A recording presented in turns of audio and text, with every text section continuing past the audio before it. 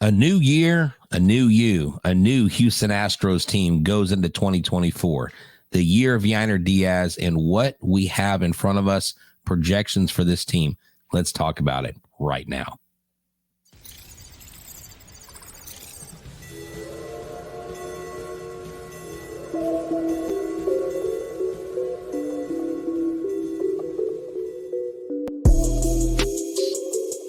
Welcome to Locked On Astros, your daily Astros podcast. Here are your hosts, Eric the Man Huysman and Brett H-Town Wheelhouse Chancey. We are Locked On Houston Astros, and we hope that you join us for a daily Locked On Astros podcast. My name is Eric Huysman. You can find me on X at Eric Talks Astros. Find the show at Locked On Astros, your team every day. Brett, where can you find you at? They can find me at H-Town Wheelhouse on X, Instagram, and TikTok. They can find me at Stros411 on X, Instagram, and Facebook. Always positive, always Stros. Guys, thank you for making the Locked On Astros podcast your first listen all 2023. But now it's a new year, baby. So go ahead and make us your first listen in 2024. And 2024 is the year of Yainer Diaz. We're going to talk about what he was voted into this year for last year, I guess. And we'll go ahead and look at some projections a little bit later on today. But go ahead and make us your first listen in 2024 and subscribe to us on YouTube. Go ahead and become everydayer on Apple, Odyssey, Spotify, wherever you listen to your podcast. Go and check out the Locked On Astros podcast. And so we got a lot in store this year. I know a lot of Astros fans are down and out because the Astros have not gone out and done a lot this offseason. But there's a lot of people that still have a lot of faith, including Fangraphs, and we'll talk about their projections for the Astros a little bit later. But for right now, this is the first show I've done with you. It feels like a year, Brett. It does. You know, this is the time of year where you're trying to wind down, reset, and it just seems like the wheels of time continue to spin and go faster and faster and faster. And so I know it's been a good time with family and friends for both of us. But look, I'm ready to hop into this, man. This 2024 season, I think, is going to be really exciting. I think Yainer Diaz is going to be the topic of a lot of conversations. I think he's going to have a lot of really positive impact on this team, not just offensively, but defensively. So I'm excited, man. I'm excited to see how this team projects out. I'm excited to see when this team reports 42 days. As of Tuesday, if you're listening Wednesday, it'll be 41 days until the first day pitchers and catchers can report, which is February 13th. All right, today's episode is brought to you by FanDuel. Make every moment more. Right now, new customers get $150 in bonus bets with any winning $5 moneyline bet. That's $150 if your team wins. Visit FanDuel.com/lockedon to get started today. So I know a lot of people kind of were down and out about the Astros last year. They felt like they probably should have started Yainer Diaz a little bit more last year. But now he is the everyday catcher. Martin Maldonado is now with the Chicago White Sox. And so he's going to be the everyday catcher. So I've been kind of just going through all the projections. We'll talk about the projections in a second. But I do want to, before we get into that, congrats to Yainer Diaz, who was just voted on the catcher of the MLB All-Star, All-Rookie, All-Star team by Baseball Digest, eBay. So this is a honor of all the catchers out there, all the rookies out there. He was selected to a team. So that's a big honor. And it just shows that despite how little he actually played at catcher last year, he played more than we think he did. But I know that we want to see him more at catcher, and I think we're going to get that in 2024. Oh, yeah, definitely. And that is one of the things that I'm super excited about, Eric. This guy in 104 games hit 282 and with an OPS of 846, 23 home runs, 22 doubles, drove in 60 runs. Look, if you insert him into this lineup, I think in more games, 30 more games this past year, maybe you see some different results. I'm not saying that Yainer Diaz was the difference in the Astros, getting one over on the Rangers. That was a whole mental issue that we don't want to tackle that this show. But this is a kid that, he is criticized a lot for swinging at a lot of stuff. But I think you're going to see a more focused Diaz. I think you're going to see a guy not only is he going to excel, but Eric, he has a solid backup option, a veteran in Victor Carantini, who I think is actually going to make Diaz better because it takes the pressure off of Diaz having to be in there every single day. Diaz may get some opportunities to DH as well. But this kid, for all the offensive woes we had at home, he hit 40 or 60 points higher at home than he did on the road. And that gives me a lot of hope for him in 2024. So I was kind of hoping, I've been looking at all the projections and I'm like, okay, being an everyday catcher, he hits better as a catcher. A lot of projections going to have him hitting 30 home runs or something like that. But last year we have to understand that in 104 games and 355 at bats, he had 23 home runs, 60 RBIs last year. He batted 282 with the 846 OPS. He had 74 strikeouts. And 11 walks. So that was in his first full season. So looking at all the different projections, Steamer, a lot of people kind of base it off that. He's expected to have maybe 393 at bats. I don't know why his bats would go down this year. I mean, I guess that's going up a little bit, but he's only going to have 21 home runs, 63 RBIs. 272 batting average and an OPS of 802. So as I go through this, I do want to bring up something that I've already brought up on this podcast. As an everyday catcher, he may have a little bit of a learning curve. So some of his stats, his counting stats may go down just a tad. But I think that once he gets used to the everyday grind of being a catcher, I think that those numbers will come back up. But if you look at what Fangraphs has him doing in 411 at bats, 22 home runs, 66 RBIs, batting 273 with a 800 OPS. And, I'm a fantasy guy, so I got to look at the fantasy rankings too.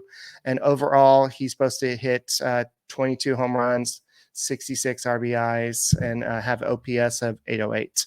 So it's not this big breakout season expected, but at the same time, we saw him play last year, Brett. We know that as a catcher, he hits a lot better. Oh yeah, and I think it's just like with anything else going on with the Houston Astros. What you're also going to see, Eric, what I think is going to help is I don't think Joe Espada is going to play with the lineup as much as Dusty Baker did. Okay. I really feel like at the end of the day, you're going to see Yainer Diaz settle into a certain spot in the lineup, and wherever he hits, he's going to hit. And you have guys around him. Look, Fangraphs, for whatever it's worth, they're only projecting Yordan Alvarez to hit 39 home runs. Okay. But they have been playing 141 games. I don't see how this guy doesn't put up a 45 or a 50 spot this next year. If he stays healthy and they do the rotation right in left field and they put him in DH the right times and left field the right times, switching that out with Chas McCormick, Victor Carantini kind of had this rotation. I see that projection being higher. But Yainer Diaz, honestly, I have him hitting 30 home runs this year, Eric. I really do. I know that's a high number, but your point is valid because the catcher, and this goes to the point of Maldonado last year's overuse, I think, and his age. And if his defensive metrics and his offense was not wherever, it was the lowest on every front except for maybe home runs, right? Right.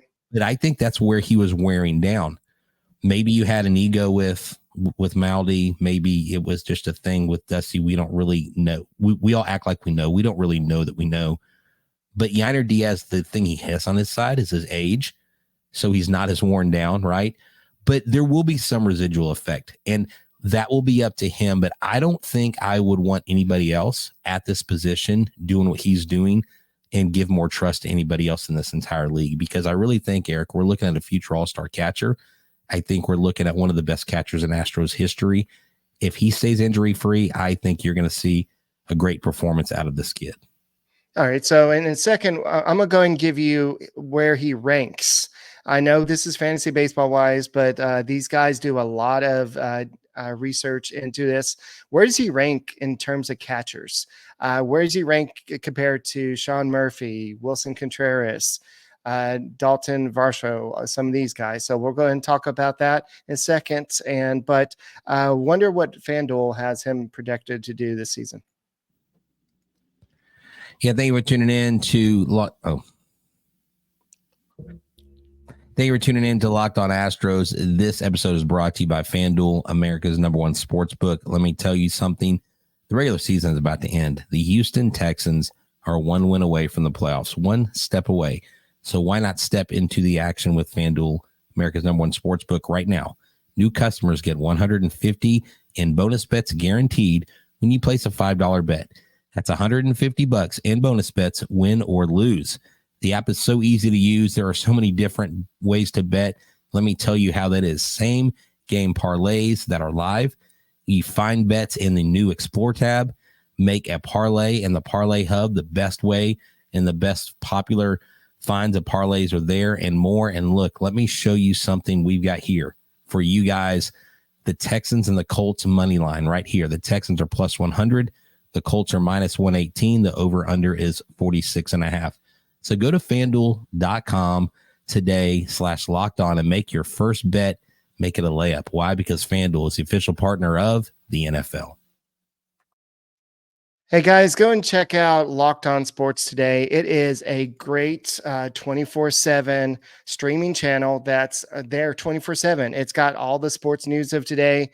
Who's going to go to the Super Bowl this year? What about all the college action, everything that's going on? Who's going to win a World Series now that spring training's around the corner? There's all this stuff that's going on, and Locked On Sports today has all the experts on Locked On Sports today on YouTube. So go ahead and subscribe to the first ever national sports streaming channel 24/7 a day. And go ahead also check out Locked On Astros, and we appreciate it.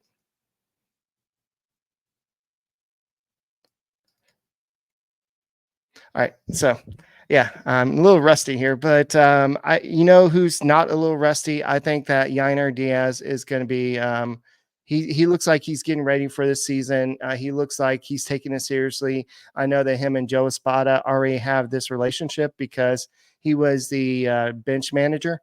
And so I think that he already knows a lot of the pitchers here. There's been a lot of turnover, but I don't think we've seen a whole bunch of new pitchers, so to speak. But before we move on, I do want to go ahead and say where he ranks. He ranks 5th in terms of top overall catchers for the 2024 fantasy baseball drafts. So he ranks ahead of Salvador Perez. He ranks ahead of Sean Murphy, who got all that money from the Braves, Francisco Alvarez, who either strikes out or hits a home run, and Wilson Contreras, and all these other names. But the only players that rank ahead of him is Adley Rutschman at number 1, JT Realmuto at number 2, Will Smith at number 3, William Contreras at number 4, and then you have Yainer Diaz at number 5. Granted, this is a composite ranking. This is all the different ranking sites. So, but that's still pretty cool. Well, he leads in pop time. We know he can throw runners out. I mean, he's a really good framer. And the bottom line is his chemistry with these veteran pitchers. Framber Valdez had Maldonado. How's that going to affect Framber Valdez? Because I don't think there's going to be any drop off. Framber, remember, called out Yainer Diaz in a good way and said, I would totally trust him if he was catching me. Like, he does good with the staff. And I think that goes a long way with someone like Justin Verlander. Look, if Yainer Diaz wasn't ready, I mean, if I had a nickel for every post that I've seen on random social media sites saying Yainer Diaz is not ready, do you think that with a staff that includes veterans like Justin Verlander, first ballot Hall of Famer, Framber Valdez, Christian Javier, who at times have been shaky, but Lance McCullers, Luis Garcia coming back midway, if they didn't think Yainer Diaz was ready, do you think they would put him in charge of a staff that has so many stellar potential starters? I don't think so. And what also worries me at times about the fan base is we act like we haven't been here before. 7 straight ALCS. I mean, the bottom line is this, Eric. This kid's going to be ready. He's been doing work. He's been putting in work back at home. He is ready, and he is already considered a top 5 catcher without even starting a single game in 2024. The league knows what his potential is. He was in the futures game with Hunter Brown. And look, I think someone like Hunter Brown's going to excel. I think him and Yainer get along. They have a chemistry. The battery of Yainer Diaz and Victor Caratini is going to be one of the best catching combos in the league. You can bookmark that today. Yeah, and this is something the Astros have not seen for a while. Maybe when Brian McCann, and who else was it? Was it Evan Gaddis? But yeah, it was Evan, and you know, Evan Gaddis played a role. Evan Gaddis had value. You know, he had that year where he had all those triples, but he did have his value, and he was kind of a bargain bin guy. Brian McCann was at the end of his career, but they worked out well. But usually the Astros will have one catcher, and then it kind of falls off from there. It makes you wonder, though, what, like when we play the White Sox, all 3 of their catchers are Astros. All 3. Former Astro Max Stassi, former Astro and top selection, you know, low round selection and or high round selection in Corey Lee, and then Martin Maldonado. Carlos Perez, right? No, Martin Maldonado, Corey Lee, and Max Stassi are all catchers now for the White Sox. Yeah. So they're the Southside Astros. I thought Carlos Perez was over there too. But yeah. So yeah, I think that Corey Lee was like, finally, I get out from under Martin Maldonado's shadow. I can go ahead and be my own guy.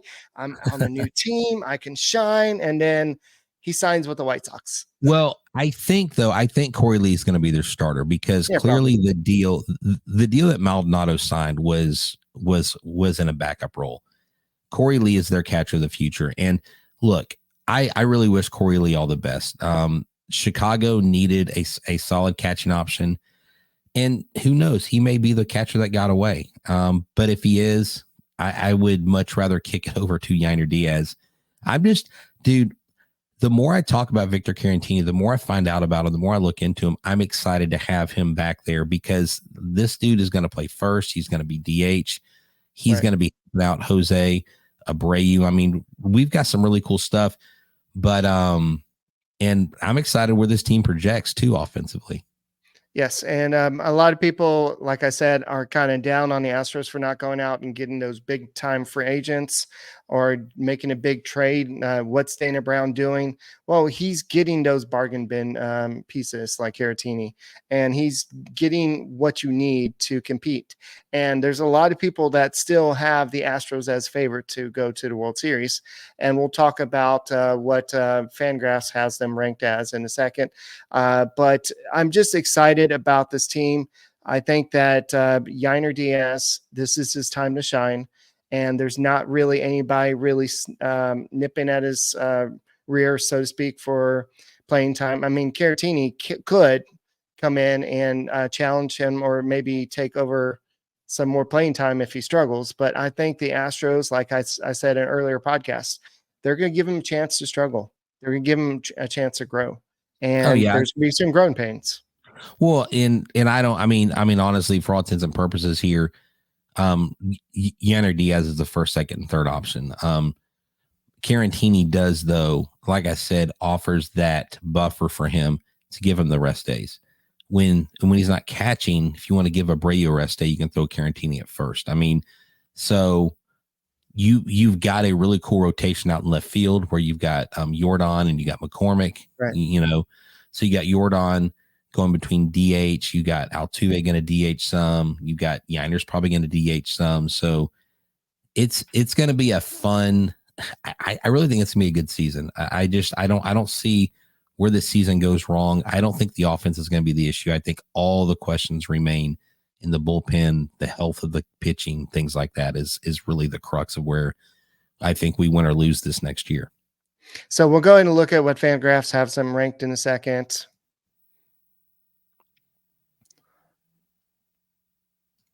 Locked On today has launched the first ever national sports 24/7 streaming channel on YouTube. Locked On Sports Today is here for you 24/7, covering the top sports stories of today with local experts of Locked On like Brett and I on plus the national experts covering every league, every sport, whatever you want to talk about or listen to. That's what they're talking about. So go to Locked On Sports Day on YouTube and subscribe to the first ever national sports 24/7 streaming channel. So, Brett, I do want to go ahead and we've been kind of talking about this. I know that it's kind of a lot of people haven't really done the pure projections yet, but this is Fangraphs does this like they still say 2023 year to date, 2023 projected rest of the season, and then they have 2024 projected full season. So the Braves are the number one team with a projected 606 winning percentage. The Dodgers have a 563 winning percentage. And then the Astros have a 558 winning percentage. So that is third. That's above the Yankees, the Rays, the Blue Jays, the Phillies, the Cardinals, the Twins. And if you want to know the math, that's about 90 to 91 wins. Okay. Yeah. Well, last year, 90 wins felt like 79 wins, didn't it? Right. Yeah. Or if you look at the adverse, 90 wins felt like 100 wins just because it seemed like everybody was struggling there towards the end. I really think, Eric, because of this offense, because of the runs we add per game as they project out with someone like Yainer Diaz, with Chaz getting regular at bats. And I really think, I know you talked about if like Yainer doesn't work out. I think Jake Myers is more that guy in center field. They're putting all their eggs in the Jake Myers basket. And something tells me, though, that he doesn't have a very long leash. And if he's not working out, they could go out and trade someone at the trade deadline to replace him. Or they bring somebody up that gets hot. They get a hot hand. If Pedro Leon can fix the holes in a swing, God, that would be a gift. Joey Loperfido, he's not really a center fielder, more of a corner guy. But heck, you could slide Chaz right there into center field. If they want to look at, who knows? Let's say the Rangers make another big move. Does that force Jim Crane's hand in going out and getting a left fielder like a Soler? You know what I'm saying? Going out and force his hand and having to spend. And then all of a sudden center field is between Chaz and Jake, because the club's going to tell us what they want us to hear. They may not tell us what their full intentions are in what they're telling us. Correct. And yes. I mean, we've seen that. So Eric, tell me if I'm off here or if you can track with this.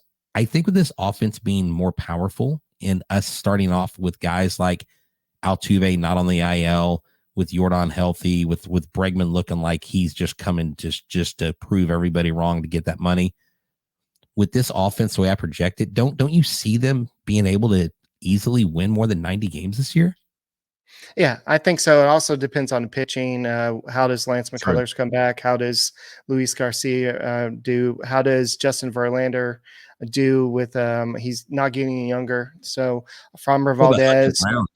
Hunter. Yeah. Yeah, so there's a lot of what ifs, especially with the rotation. So, but one thing to kind of think about with Jake Myers is, I know this is, I don't know how Fangraphs and Roster Resources do it, but I'm looking at what Jake Myers is. He's 27 and a half years old. But if you're looking at his overall power rank, he's 262.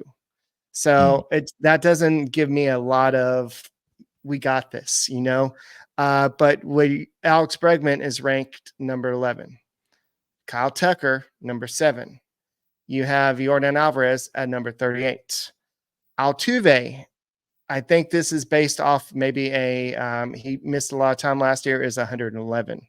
So where does Chaz rank? Chaz ranks at 120. And Jeremy Pena ranks at 108. I understand. So yes, I think Pena and Altuve are ranked there respectively because of what happened last year. Period. Right. But and this is where I don't understand, and this is where I think a lot of fans were kind of frustrated when they came up with this Jake Myers. And look, if there are Jake Myers fans out there, this isn't any disrespect to Jake Myers. It's more of what has one guy done over the other recently. Right. And to me, Chas McCormick clearly has won this position. Now, Jake Myers, yes, is the better defensive center fielder, and if that's what you're going for, great. But I really think I really think they're moving Yordan Alvarez to more of a DH role, just because they don't want him out in the field that much. That's the only way I think you can explain him getting less starts, because we know he hits better overall when he's playing in the field. Now, this is an adjustment period for Yordan Alvarez.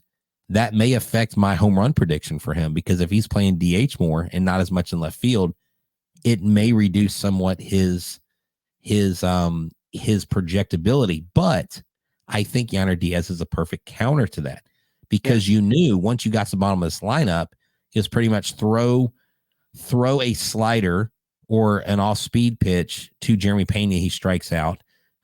Just throw anything to Maldonado, he strikes out if he doesn't hit a home run. You know what I'm saying? I mean, he was either Albert Pujols or he was Mendoza. I mean, he was one or the other. He was, in all due respect, I think we held the line pretty nicely last year, Eric, in respecting Maldonado, but also recognizing that a change needed to occur. All right, I'm going to light a little bit of a fire at the end of the show. Remember Jake Myers was ranked at 262. Yeah. Mauricio Dubon is ranked at 146. Wow. That's ahead of Yainer Diaz. That's just right behind Chas McCormick. This guy should be playing center field. Well, but is that rating? No.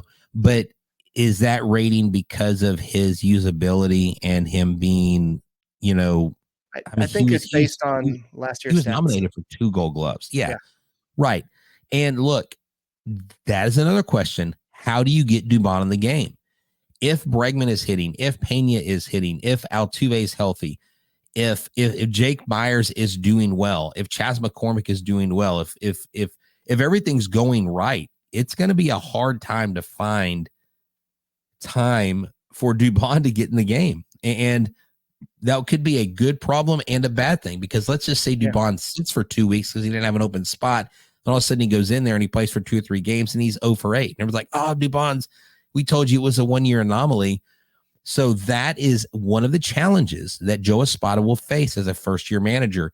And that is where I know last year you were saying, well, gosh, maybe they don't bring him in. Maybe they bring someone else in that has experience. Mm-hmm. But he's going to get baptized by fire this year. But I think if anybody in the league is ready to tackle something like this, it is Joe Espada.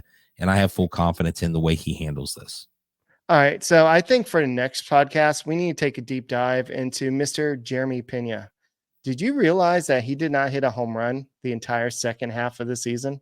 Yeah. July 5th was his last home run. Yes. So what are the rankings saying about him? Is he going to increase his home run output from 10 from last year to something else this year? So Jeremy Pena, I think a lot of what the Astros do this year will really depend on what Jeremy Pena does. We know he's a good glove, but I think he's got to adjust to major league pitching. But also Yainer Diaz is going to be a big key to the Astro season. Yeah. And you brought up something earlier I didn't even think about. This is technically a walk year for Alex Bregman. Oh, yeah. He's going to want that money, baby. So he's going to go out there and he's going to hit the ball. I am excited. I am excited to see I'm excited to see what Bregman does. I really think that Alex Bregman is going to absolutely have a great year. And y'all watch out, because I think this offense is ready to roll in 2024. Yeah, I agree with you. So, guys, thank you for making Locked On Astros podcast your first listen every day. Whether it's on YouTube, go and subscribe to us. Go and give us a big fat thumbs up. And go and make us your first listen on Apple, Odyssey, Spotify, wherever you make your podcast home. Go and bring out Locked On Astros home in 2024. And we will keep you updated whenever news breaks. And for myself, Eric Huysman, for Brett Chancey, we are the Locked On Astros podcast. And we will see you tomorrow. And go Stros. Go Stros. No yeehaws in 2024. No, hey, man, we're getting the Yo Joe segment going next.